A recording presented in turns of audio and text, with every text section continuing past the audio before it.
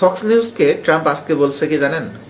Iran war is very close to being over, অর্থাৎ ইরানের যুদ্ধ প্রায় শেষের দিকে।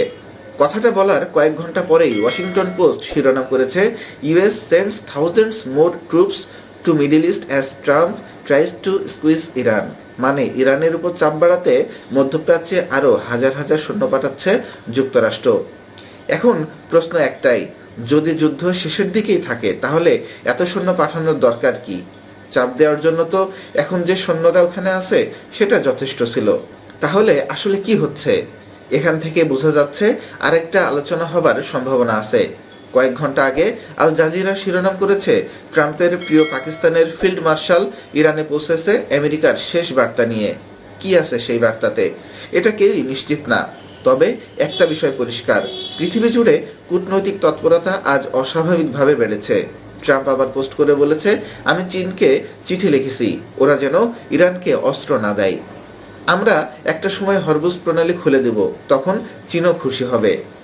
চীন কিন্তু একেবারে সাফ জবাব দিয়েছে, আমরা আমেরিকাকে জানিয়েছি কোনো রকম অস্ত্র আমরা ইরানকে দিচ্ছি না, আমাদেরকে খুশি করার কোনো দরকার আমেরিকার নাই। আজব কাণ্ড, অস্ত্র দিলে কি চীন ঘোষণা দিয়ে দিবে নাকি? এই ফাঁকে স্কাই নিউজের এক সামরিক বিশ্লেষক অধ্যাপক মাইকেল ক্লার্ক প্রায় 1 ঘন্টার একটা অনুষ্ঠান করেছেন। তিনি প্রশ্ন তুলেছেন, আমেরিকা যদি সত্যি পৃথিবীর সবচেয়ে শক্তিশালী রাষ্ট্র হয় তাহলে চীনকে চিঠি লিখে অনুরোধ করতে যাচ্ছে কেন? আমার তো এখানে আরেকটা প্রশ্ন আসে, আজকেই তো ট্রাম্প বলেছে ইরান ধ্বংস হয়ে গেছে, আগামী 20 বছরেও নাকি উঠে দাঁড়াতে পারবে না, তাহলে চীনকে অনুরোধ করার দরকার কেন? এতেই তো পরিষ্কার আমেরিকা নিজেও জানে ইরান এখনও যথেষ্ট শক্তিশালী। এদিকে ব্রিটিশ প্রধানমন্ত্রী আজ আবার বলেছেন, আমরা চাপের কাছে নতি স্বীকার করব না, কোনো অবৈধ যুদ্ধে জড়াবো না। আমেরিকা কি এখন ব্রিটেনকেও সকাল বিকাল চাপ দিচ্ছে? পাকিস্তানের প্রধানমন্ত্রী এই মুহূর্তে মধ্যপ্রাচ্যে, আরব নেতাদের সাথে বৈঠক চলছে। একই সময়ে চীনে গিয়ে রাশিয়ার পররাষ্ট্রমন্ত্রী ঘোষণা করেছে, চীনের যত জ্বালানি লাগে আমরা সেটা দেব। ইরান থেকে চীন সরাসরি তেল না নিলেও রাশিয়া সেই ঘাটতি পূরণ করবে। এখানেই তৈরি হচ্ছে একটা নতুন জোট। আমার ধারণা 21 তারিখ যুদ্ধবিরতির সময়সীমা শেষ হওয়ার আগেই যদি আলোচনা না হয় অথবা আলোচনা ব্যর্থ হয় তাহলে আমেরিকা ইরানে আবার বড় হামলা চালাবে। অধ্যাপক মাইকেল ক্লার্ক আরও বলেছেন, এই মুহূর্তে ইরান ক্রিপ্টোকারেন্সির মাধ্যমে চীনের সাথে বাণিজ্য করছে, সেই ক্রিপ্টো পরে চাইনিজে রূপান্তরিত হচ্ছে। এরপর সেই টাকা দিয়ে ইরান খুব সহজেই ক্যাসপিয়ান সি হয়ে রাশিয়ার সাথে বাণিজ্য করছে।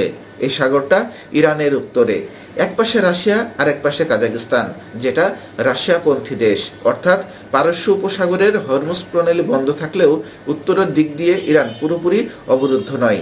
ক্যাসপিয়ান সাগর যেহেতু একটি ল্যান্ডলক সি, এখানে আমেরিকার নিয়ন্ত্রণ নেই।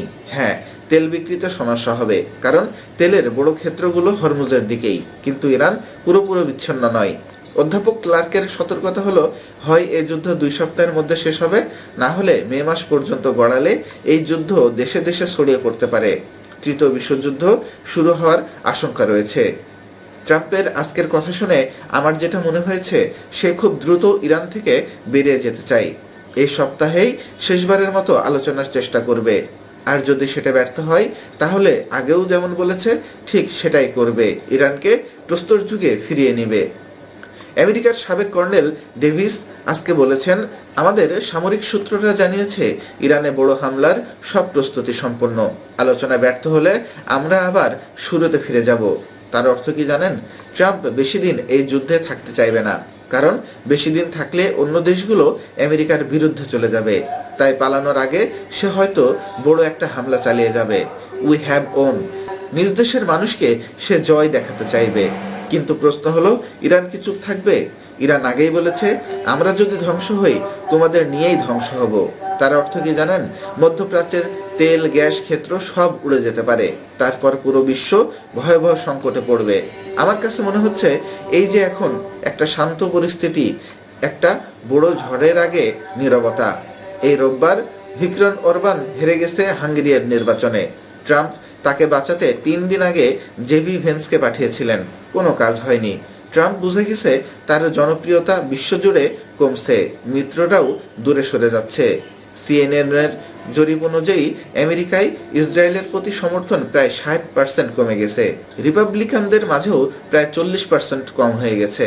তাহলে প্রশ্নটা শেষ পর্যন্ত এটি, আমেরিকা কি ইসরায়েলের সাথে ইসরায়েলের কথা শুনে পুরো মধ্যপ্রাচ্য ধ্বংস করবে, নাকি লেজ গুটিয়ে পালাবে? এই 1.5 সপ্তাহের মধ্যেই সব পরিষ্কার হয়ে যাবে, নচেত বিশ্বই একজোট হয়ে এই অঞ্চল থেকে সাম্রাজ্যবাদী আমেরিকাকে ঝেঁটিয়ে বিদায় করবে। তবে যেদিকেই যাক ট্রাম্প, আজ তার কথাটাই মনে রাখতে হয়, it is Trump's time, that is over, not ইরানস।